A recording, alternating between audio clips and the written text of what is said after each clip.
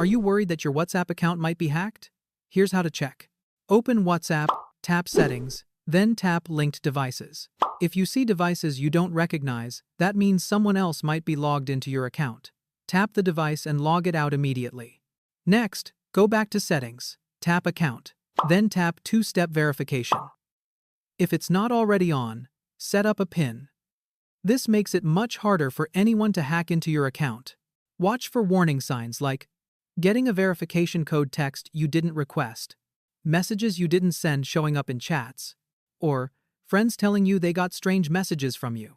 If any of these happen, log out of all linked devices, change your password or PIN, and reinstall WhatsApp.